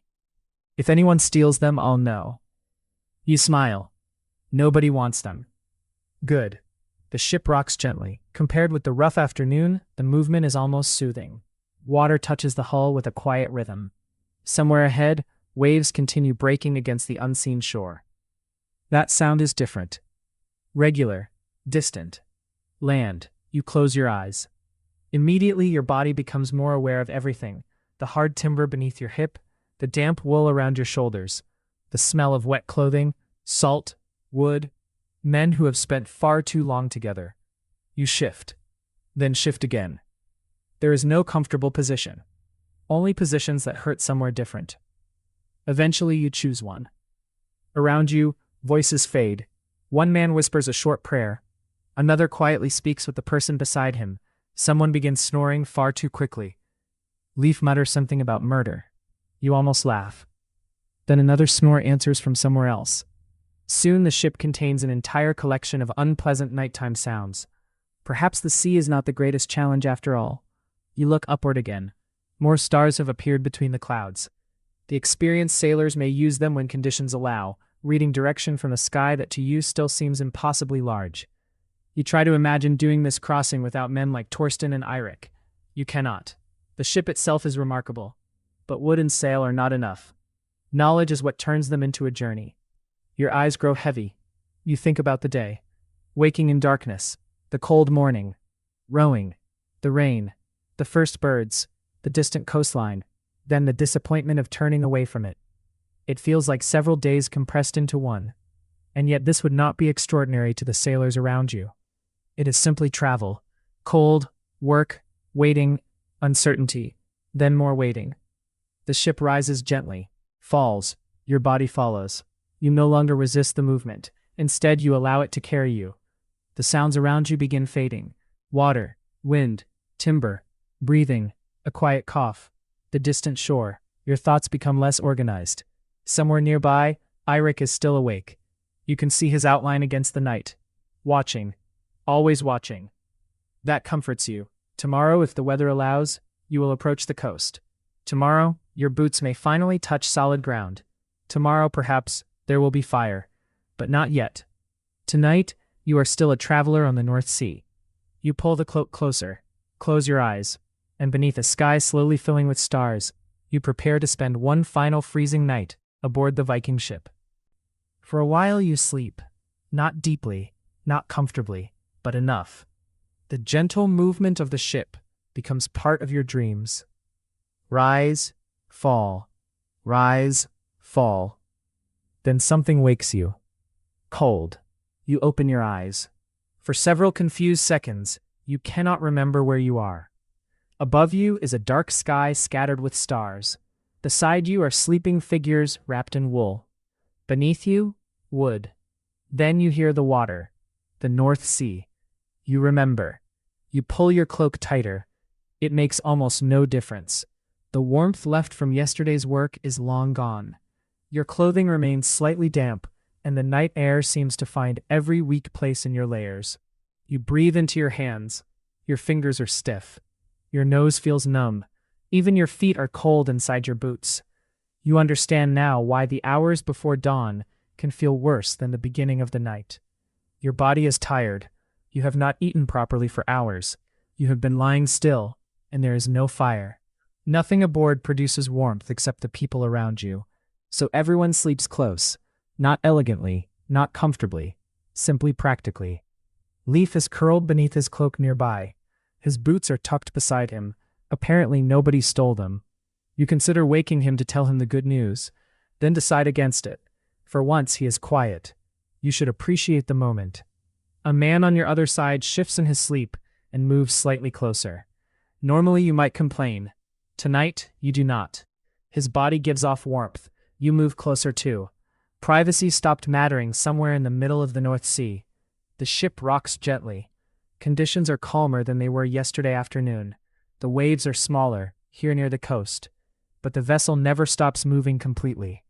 Every few moments, the hull rises beneath you, then settles. Wood creaks softly, a rope shifts. The sail above is mostly quiet. You listen. There is another sound too. The shore. Waves breaking somewhere in the darkness, close enough to hear, too far away to reach without waiting for daylight. You open your eyes again. Land is there. That thought makes the night easier. Eric is awake. Of course he is. You see him sitting near the side of the vessel, wrapped in his cloak. For a moment, you wonder whether he ever sleeps. You push yourself upright. The movement allows cold air beneath your clothing. You immediately regret it. Eric hears you. Can't sleep? Cold. He nods. Apparently this is a complete explanation. You move closer.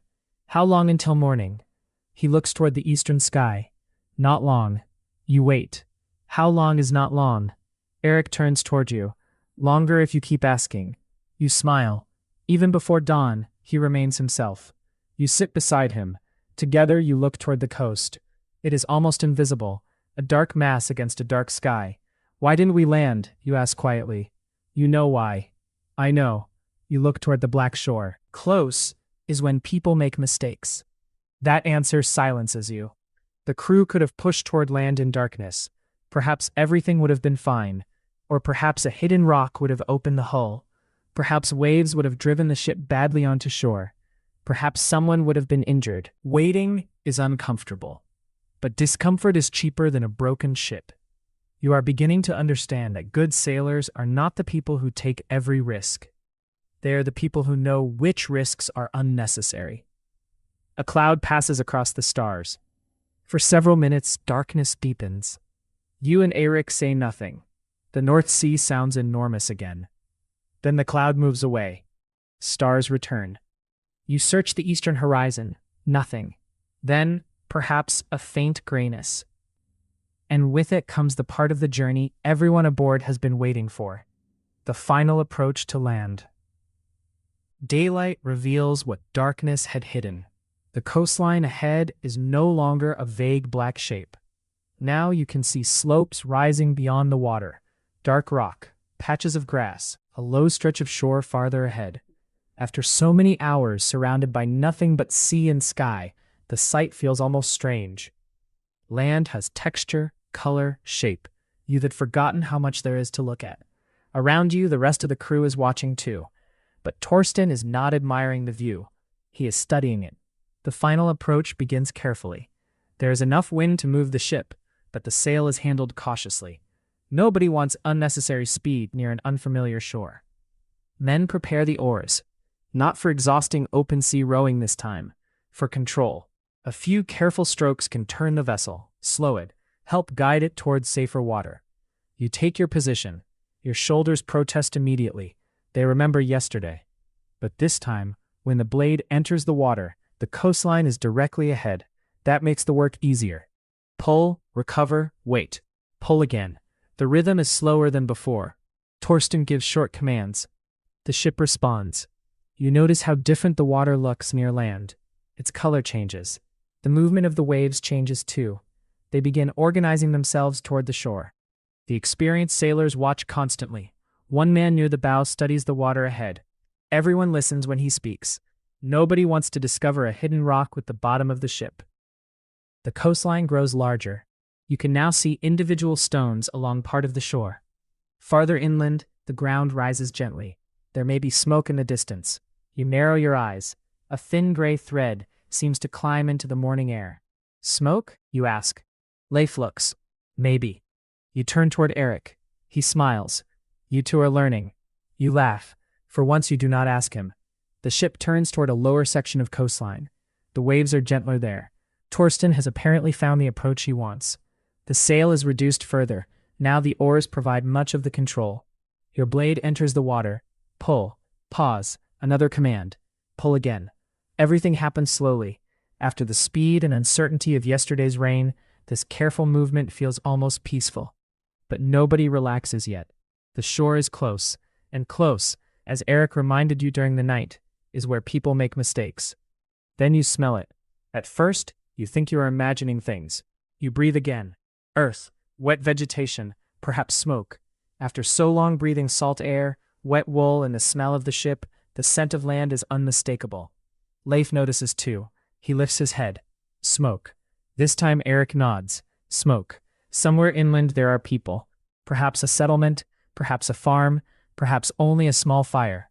Whatever it is, the thought of flames immediately makes you aware of how cold you are. You almost feel its warmth already. The water beneath the ship becomes shallower. Men prepare for landing. Possessions are gathered. Nothing is left loose. You secure your own small belongings and check them twice. After carrying them across the North Sea, losing something within sight of shore would be difficult to forgive. Leif pulls at his cloak, straightens his belt, then looks down at his boots. Still wet, you ask? He considers the question. At this point, I think they're part of the sea. You laugh. The ship glides closer. The sound of waves against shore grows louder. You can see water breaking across stones. Birds move overhead. The entire world suddenly feels full of life. After the emptiness of open sea, even the cries of seabirds sound welcoming. Torsten gives another order. The oars move together. The vessel turns slightly, then straightens. The shore is only a short distance away now. Your heart begins beating faster, not from fear, anticipation. For more than a day, every movement of your body has been shaped by the ship. Standing, sleeping, eating, working, even sitting required you to adjust to the sea. Soon you will step onto something that does not move. You wonder what that will feel like. You remember hearing sailors joke that after enough time at sea, the land itself seems to sway beneath your feet. You assumed they were exaggerating. Now you are not so certain. The final strokes are called. You pull. The ship moves forward. Again, closer. Then the oars are lifted. The vessel continues on its own momentum. Everyone waits. Water slides beneath the hull. The shore approaches. A few men prepare to move as soon as they can safely do so. You look over the side. You can see the bottom, stones beneath clear, shallow water. After endless dark depth, the sight is almost unbelievable. The sea finally has a floor. The hull reaches the shallows. There is a gentle scrape beneath you. Every head turns. Torsten remains calm. Another small wave lifts the vessel and carries it slightly farther. Then comes another soft contact. This time nobody looks worried. This is expected. You have arrived. Not completely. The ship still needs to be secured. Supplies may need unloading. There will be work before anyone sits beside a fire. Of course there will. There is always work. But the crossing itself is ending. Leif stands beside you. Land. You nod. Land. Eric hears both of you. Don't fall when you step off. Leif looks offended. I know how to walk. Eric raises an eyebrow. We'll see. One of the men moves over the side into the shallow water. Another follows. The ship is guided and secured. Then your turn comes. You move carefully toward the edge. Your legs feel strangely uncertain. You lower one boot. Cold water reaches it. Naturally. Leif begins laughing behind you. You ignore him. Then your foot finds stone. Solid stone. You shift your weight. For the first time since the voyage began, the world beneath you does not move. And somehow, you do. Your body expects the ground to rise. It does not. For a second you wobble. Eric sees. So does Leif. Neither says anything. They do not need to. You take another step, then another. The ship remains behind you. Ahead lies the shore. The smell of wet earth grows stronger. Smoke drifts faintly through the morning air. Somewhere beyond the rise, there may be warmth, food, shelter, people. You turn once more toward the vessel. Its long wooden hull rests in the shallows, wet from the crossing. Yesterday, it seemed impossibly small against the North Sea. Now, from the shore, it looks different. Not comfortable, not safe in the way a house is safe, but capable. It carried you here, and as the others begin securing the ship and preparing to unload, you finally understand why these vessels changed the Viking world. They made distant shores reachable, and this morning, one of those distant shores is beneath your feet. For several moments, you simply stand there. Your boots rest on solid stone, yet your body still expects movement. A strange sensation passes through your legs, as though the shore itself is gently rising and falling. You look down. Nothing moves. Apparently, the North Sea has followed you onto land, at least inside your head. Behind you, Leaf steps from the shallow water. He takes several confident strides, then suddenly reaches for the side of the ship. You smile. I thought you knew how to walk. He looks at you. The ground moved. The ground did not move. It did. Eric passes between you, carrying a bundle. Both of you are useless. Then he continues toward shore. Some things apparently remain the same on land. There is no long celebration. The ship has arrived. Now there is work. Men move through the shallow water, carrying equipment and supplies onto shore. Food, tools, weapons, personal belongings. Everything that crossed the North Sea must now be brought safely onto land. You join them. Cold water surrounds your boots. After everything your feet have endured, this final soaking feels almost insulting. You carry a bundle onto the stones, then return, again and again. Slowly, the ship grows lighter. In daylight, you can finally see the coast properly. The narrow shore is covered with dark stones polished by waves. Beyond it, grass-covered ground rises gently. The wind moves freely across the landscape. It is not the warm paradise you imagined while freezing aboard the ship. It is cold, wet, windy, and you are delighted to see it, because it is land. The thin smoke you noticed earlier still rises beyond the slope. Now there is no question. People live nearby. Torsten sends 2 men ahead to investigate. Nobody walks carelessly toward an unfamiliar settlement. The sea crossing may be finished, but the journey is not. For now, the immediate concern remains the ship. Men inspect the hull. Ropes are checked. Equipment is gathered. Anything damaged during the crossing is noticed. The vessel carried you safely here. Eventually, it will need to carry people across the water again, perhaps even you. You decide not to think about that yet.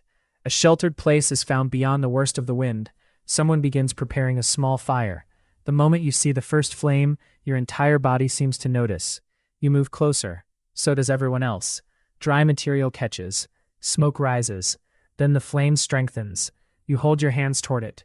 Heat touches your fingers. Actual heat. After the cold night and yesterday's rain, the warmth feels almost impossible. Leaf sits opposite you. He begins removing one boot. Eric sees him. No. Leaf freezes. What? Not near the food. Everyone laughs. Even you have to look away. Wet cloaks are loosened. Clothing begins drying wherever possible. Cold has settled deep into your body, so warmth returns slowly. Your fingers improve first. Then your feet. Finally, your shoulders begin to relax. A little food is brought out. It is much the same food you ate aboard the ship. Yet beside a fire, sitting on ground that does not move, it tastes completely different. You eat slowly. For the first time in what feels like days, there is no wave waiting to interrupt your meal. Eventually, the men sent toward the smoke return. They have found people. A settlement lies nearby. You hear enough of their conversation with Torsten to understand that there is no immediate danger. Perhaps there will be shelter tonight. Perhaps more food. Perhaps a proper fire. The possibilities feel luxurious after the narrow wooden world of the ship. You turn toward the sea. From here, the North Sea looks strangely peaceful. Small waves reach the stones. Beyond them, the water stretches toward the horizon. Somewhere beyond that horizon lies the coast you left. Home. You cannot see it. Just as yesterday you could not see the shore beneath your feet now. The world feels larger than it did before the crossing. and the ship resting nearby is what made that larger world reachable. You think about everything required to bring it here. The shipwrights who shaped the hull, the hands that prepared the wool and made the sail, the people who packed provisions, the sailors who remembered routes across open water, the men who rowed when the wind disappeared. Nobody crossed the North Sea alone. The famous image of a Viking standing proudly at the bow tells only a small part of the story. Most of the journey was far less heroic. Wet boots, cold hands, small meals, sore shoulders, rain, repairs, waiting, and ordinary people performing ordinary tasks correctly again and again. That was what carried you across the sea. The fire cracks behind you. Leif has finally placed his boots somewhere acceptable. You sit beside him. For a while, neither of you speaks. Eventually, he looks toward the ship. Would you do it again? You consider the question. Yesterday, your answer would have been easy. No. During the rain, absolutely not. During the coldest hour before dawn, you might have promised never to look at another ship. But now you stare at the vessel resting near shore, then at the enormous horizon beyond it. I don't know.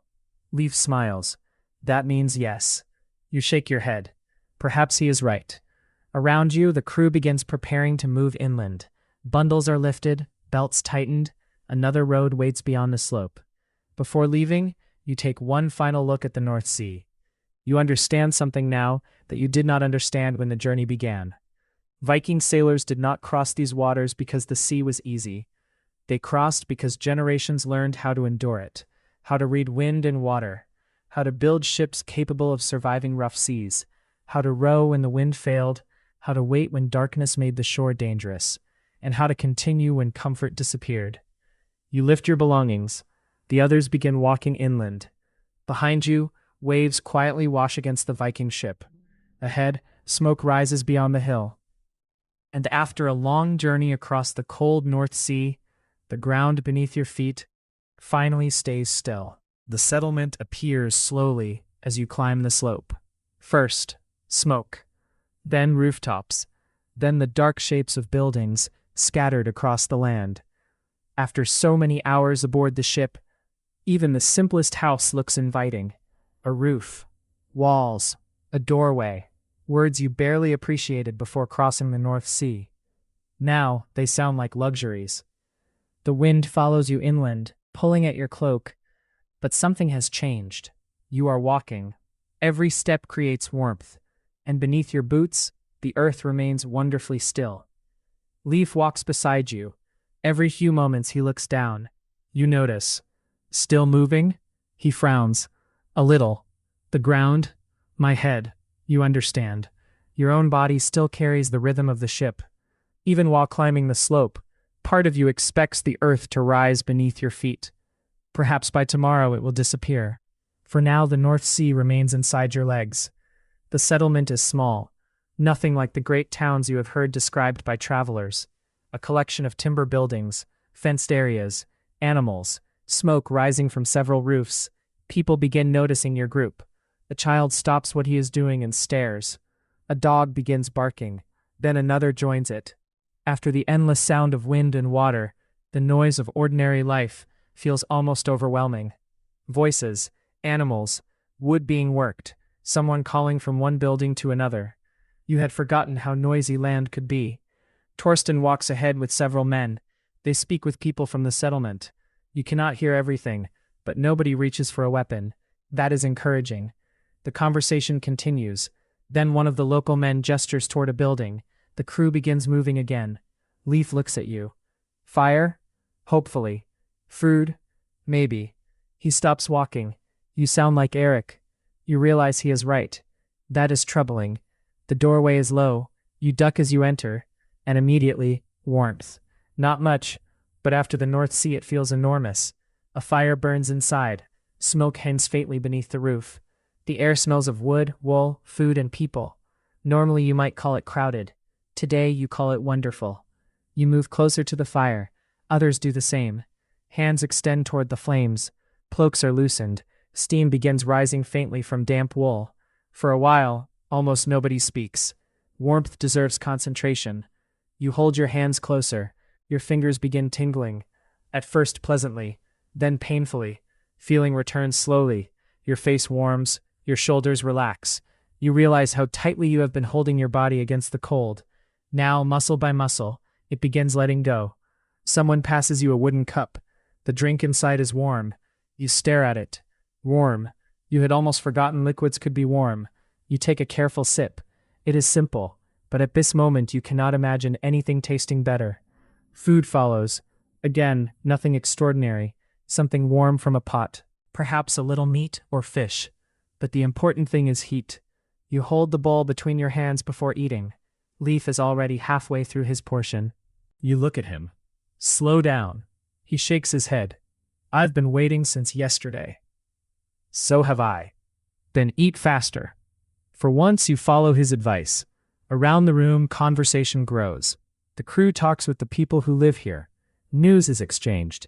Names, places, weather, routes. Information matters to travelers almost as much as food. Conditions farther inland. Ships seen recently. People who arrived before you.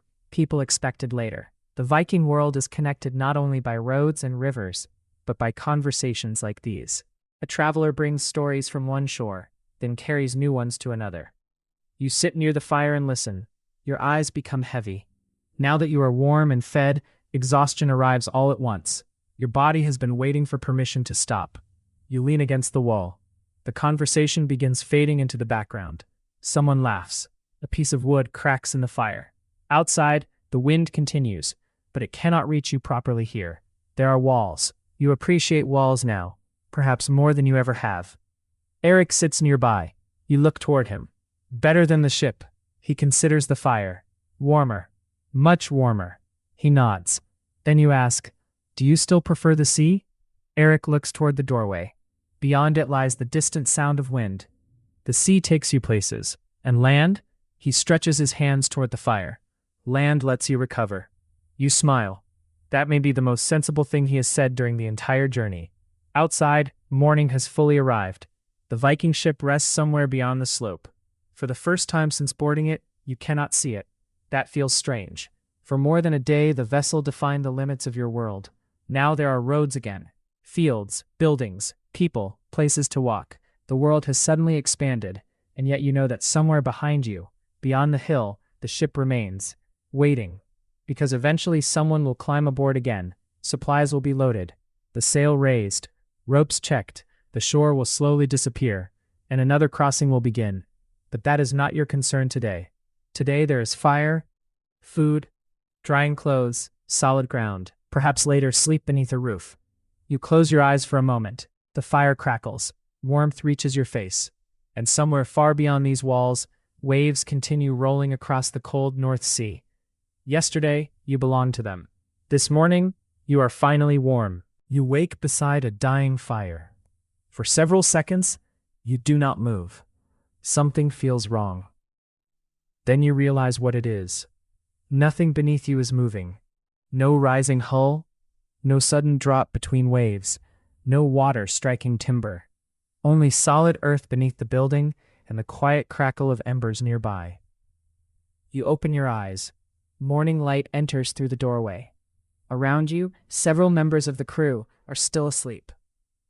Someone has already added wood to the fire. Warmth reaches your face. You could become accustomed to this very quickly. You sit up, your back hurts. Apparently sleeping on land does not solve every problem. But compared with the ship, even this rough floor feels generous. Your cloak lies nearby. You touch it, almost dry. That alone improves your mood. Then you reach for your boots, still damp. Of course.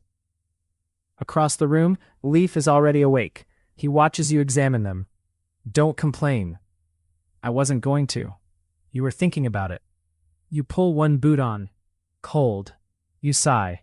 Leaf smiles. Now we're even. Outside, the settlement is already awake. Smoke rises into the pale sky. Animals move inside fenced areas. Someone carries water. Another person works beside a wooden structure. Children run between buildings. Nothing about the morning seems extraordinary to the people living here. To you, everything does. After the narrow world of the ship, there is space everywhere. You can walk 10 steps without climbing over a rope. You can turn around without bumping into another sailor. You can even walk away from everyone if you wish. Privacy. You had almost forgotten it existed. The air is cold, but the weather has improved. Broken clouds move overhead. Between them, patches of blue appear. You climb the nearby slope. From the top, the North Sea becomes visible again. The ship rests below near the shore. From this distance, it looks surprisingly small. You stare at it. That narrow wooden vessel carried an entire crew, supplies, and equipment across all that water. From aboard, it felt like your whole world. From here, it looks like a piece of timber lying beside an enormous sea. Eric approaches quietly. You do not hear him until he is beside you. Look smaller from here. You nod. Much smaller. The sea always looks bigger from land. You glance at him. And land looks better from the sea. He smiles. You're learning. Below, several men are already inspecting the vessel. The crossing may be finished, but the ship still requires attention. Salt water, rain, wind, constant movement, all leave their mark. Minor repairs are easier to make now than during the next crossing. You descend the slope and join them. There is no order required. You simply help. A rope needs checking, equipment needs drying, a section of the vessel needs closer inspection. Yesterday, these tasks felt like interruptions. A ship survives because people care for it before something fails. Later, food is shared. This meal is simple too, but it is warm. You have discovered that warmth can transform almost anything into a feast. You sit outside with the bowl in your hands. Steam rises toward your face. Leaf sits nearby. For once, his boots are placed in sunlight, real sunlight. He looks toward the sky. If it rains, I'm going home. You point toward the sea. That requires the ship. He thinks about this. Then I'm staying here. People from the settlement move around you without much concern now. The strangers who arrived from the sea yesterday are becoming familiar faces. Goods are examined. News is exchanged.